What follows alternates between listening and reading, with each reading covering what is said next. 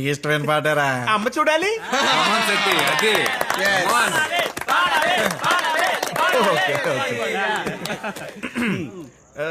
అమ్మ చూడాలి, నిన్ను నాన్నని చూడాలి. ఏమే సార్ చిట్కలు బాగా వేస్తా తెలుసా? ఇప్పుడు ఆ టాపిక్ ఎందుకు సార్? రే దీనికి రిథమ్ యాడ్ చేయరా? నువ్వు యాడ్ చేయరా. Okay sir.